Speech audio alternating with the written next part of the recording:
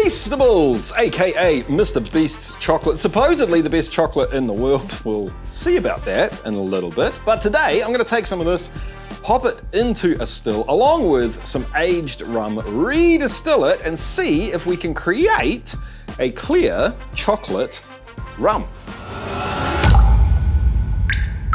How's it going, chasers? I hope you're having a kick-ass week. I'm Jesse, this is Still It, and love him, hate him, anywhere in between, Mr. Beast is kind of a giant freaking titan on YouTube. And I have also tried distilling in other Meme Spirit episodes a few other chocolate-like ingredients, but today I figured let's just do pretty much straight chocolate, pair it with rum, because, I mean, chocolate and rum's a match made in heaven, right? Let's see if we can't get some of that chocolatey goodness flavor into the rum to drink it as a rum, or in a cocktail, or however you want. Let's get stuck in.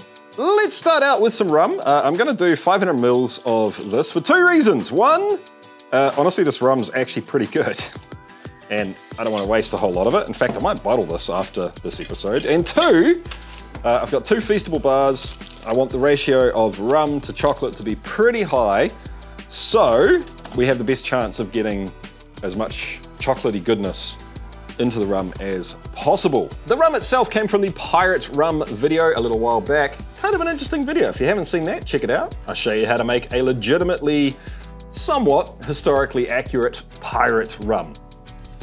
You'll have to watch the video to really figure out what that means. But what it means for this video is I'm using a fairly intensely ester-forward rum, and I decided to go with that because I wanted the rum flavor to carry over. We're distilling it again. It's probably gonna knock that flavor profile down a little bit.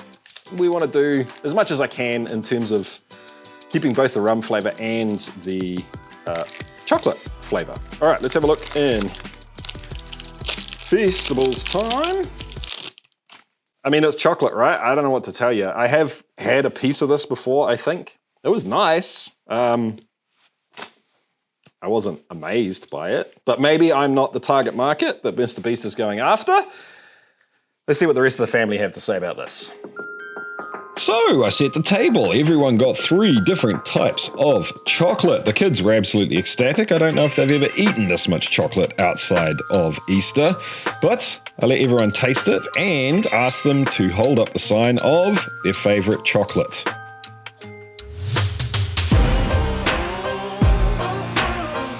Sorry, Jimmy, you only picked up 1 out of 5, my dude, and considering that your chocolate is literally 4 times as expensive as Whittaker's by weight here in New Zealand, don't think we're going to be buying it again anytime soon. Anywho, now we've got all the chocolate in the still. I'm going to get the still turned on and warming up. Where is my... I'm just going to plug the head unit back in because there's no way of telling if this is... Fan's going, so we know we're working.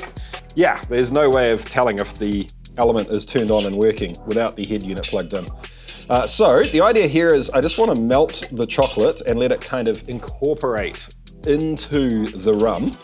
And we're going to let it macerate for 1 hour. Honestly, I don't know if the maceration is really going to do anything on this one because the chocolate's going to be pretty much in liquid form as it's distilling. It's going to be pretty well incorporated, but we'll give it every chance. And to be fair to Mr. Beast, the chocolate itself is actually pretty on point for a milk chocolate. It's just milk chocolates, I don't know, it's kind of boring. Anywho, let me get this melted up to temperature and I'll come back to you when it is time to distill this bad boy.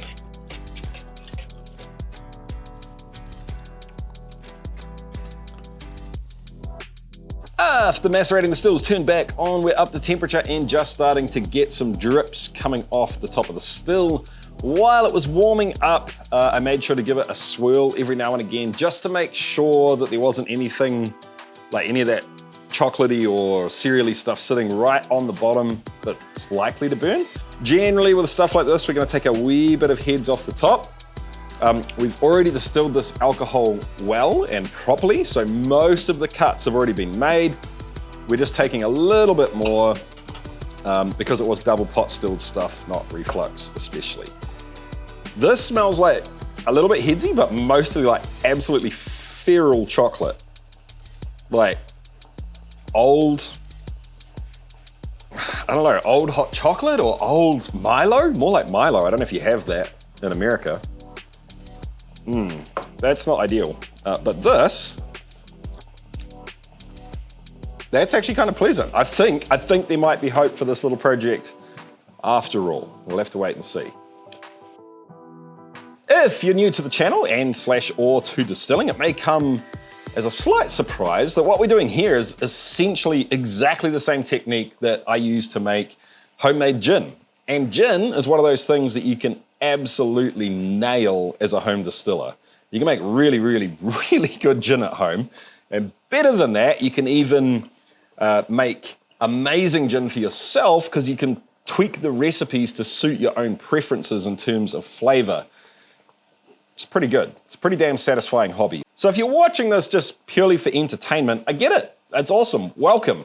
But you may want to check out some of the other videos. Most of what I do isn't messing around making silly stuff like this. This is kind of a little bit of a pressure relief valve for the channel.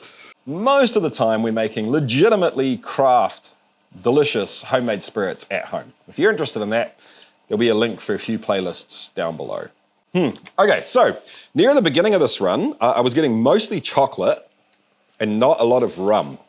The rum is really starting to come out now, and surprise, surprise, rum and chocolate paired together is delicious. Another thing that is not surprising at all is the fact that the chocolate flavors coming through in this are very much on the soft, velvety, dairy-forward, milk chocolate, like creamy flavors, which are fine, that's delicious. And it does go with the rum well. But obviously we're not gonna get like an intense cocoa, like high percentage cacao chocolate. That is really actually quite pleasant as is. Another thing worth pointing out to people that haven't sort of been around distilling much at all is the fact that the stuff coming out of the spout is going to change over time. Essentially what we're doing is we're boiling this liquid down in the bottom of the pot. The vapor's coming up. We're cooling it down to condense it back down into liquid. And the chemicals that have a higher boiling point are more likely, they're not gonna completely sort themselves out like this, but the chemicals that have a higher boiling point are more likely to come out at the beginning. Once they're gone, it kind of moves on to the other chemicals. And that doesn't just work for water and alcohol, it does the same thing with all the flavor components as well. So about 5 minutes ago, I was talking about that creamy, like velvety milk chocolate thing. Now the chocolate is actually moving more towards a dark chocolate flavor. It's kind of heavier, it's more intense, it's more actually chocolatey, not so much velvety and cream-like. And it's got kind of almost a powdery aspect to it. I don't know how a flavor can be powdery. That's the best way I can describe it. Before it was almost more dairy flavor than chocolate. Now it's starting to taste just like cocoa powder. And I think when that all mixes in together, it's going to be absolutely delicious. The rum flavor's changing as well. At the beginning, it was a little bit more kind of sweet banana, tropical fruit kind of things. Now it's getting a little bit more intense in terms of the esters. And the molasses flavor that was coming through from the run is also starting to change as well. So back down here, it was kind of like tropical fruit and honey. Now it's starting to morph, it's getting darker, right? So instead of being honey, it's more like a dark molasses. Yum. I'll cut back to you in just a second when we're ready to stop the still. Sorry team, that change happened so quickly, I didn't even get it on camera. I had to switch it out before I could get the camera turned on. Funnily enough, we actually started to get some of the cereal crunch stuff from the inside of the chocolate coming through. Mostly it tasted kind of like rice bubbles, which wasn't a bad thing. But that very, very quickly flipped and started going a little bit wet dog, a little bit old, like wet cardboard that sat around for a while, kind of like oxidized beer if you're a beer geek. And I didn't want that in this at all. We've also started to get a really strange, astringent flavor coming through. And honestly, I don't know where that's coming from. I've never tasted something quite like that in tails before. So I wonder if it's a chocolate thing.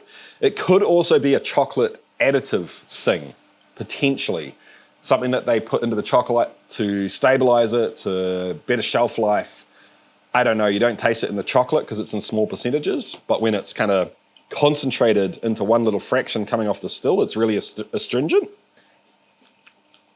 It's not pleasant at all though. So we're gonna turn that off. This is about as much as I was expecting to collect. Let's get some proof down to 40% ABV and have a taste. These awesome Chase the Craft Glencairn glasses and the coins that fit onto the top are available at chasethecraft.com. I don't think the glass itself needs a whole lot of explanation. It's a glass, you put booze in it, you drink the booze, you enjoy it. But I will say, if you haven't tried drinking your favorite aged spirit that you drink neat in one of these glasses next to another, standard shot glass, rocks glass, whatever it happens to be, you may be really surprised at the difference in flavor, mostly aroma, that you get out of these things. They're literally designed to give you a better nose and sneak more delicious aromas into your mouth while you're drinking, giving you the impression that the spirit is tastier. But the coins may not be so self-explanatory. For the most part, these are kind of like a membership token, a piece of merch to state or show or enjoy for yourself that you're part of this kind of crew that enjoys craft spirits. Cheek tip of the hat to a theoretical, hypothetical, non-existent god of distillation, the god of all things that grow. And there's a bunch of Easter eggs hidden in that artwork, which is absolutely stunning if I do say so myself. And on the back, there's a ridge that perfectly fits the top of a Glencairn glass. Great if you're doing tastings or if you've got glasses sitting out with booze in them for any length of time. It stops a little bit of evaporation, stops bugs getting in there.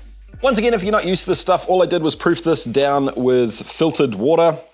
My groundwater here is delicious. I don't need to buy, any other bottled water. If your water doesn't taste so great, I would suggest getting something that does for proofing your spirits down. If it doesn't taste good to drink, why would it taste good in your spirits? Let's have a taste, shall we? Wow, okay. It smells pretty damn good. There's a very slight hint of that strange chocolate that I got in the heads. Is that because I left the heads or didn't make the heads cut correctly? I don't know. Is it just part and parcel with distilling this kind of chocolate? I'm not sure. If I hadn't have experienced it in the heads by itself, I don't think I'd even notice it now.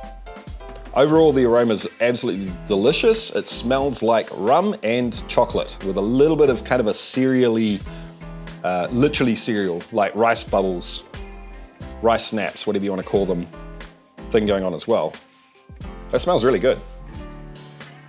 Wow, okay. That's really interesting. When it hits your mouth, all I can taste is chocolate. And it even has that slightly velvety, creamy mouthfeel as well. As you swallow and your mouth kind of dries out, then the rum flavor really leaps up. You're left with that kind of tropical fruit, molasses, rum flavor.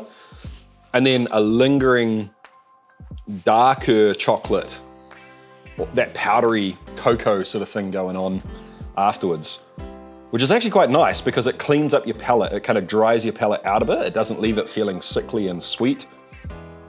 Makes your mouth water, and now I want to drink more. Makes me want to put more of it in my mouth to experience the first part again. Okay, I have to say, guys, that was a whole lot more successful, both on the getting chocolate flavor out of the still part and on the making something that's actually like a balanced, drinkable, honestly kind of delicious drink. So if I was gonna do this again, would I do it with Feastables? Nah, probably not. Maybe I'd switch it up. For starters, I would get milk chocolate that is priced accordingly and not ridiculously expensive. For us here in New Zealand, probably some Cadbury milk chocolate, just plain Cadbury milk chocolate, and maybe do like a 60-40 split. 60% milk chocolate, 40% some really dark, grungy, punchy chocolate. So if you have some suggestions on how I could potentially take what we've learnt here today and put it into a quote-unquote real recipe and use it properly, I'd be absolutely down to hear from you in the comments down below. If you've tried something like this before and you've found different findings, or you can kind of support what I've found, once again, stick it in the comment section down below.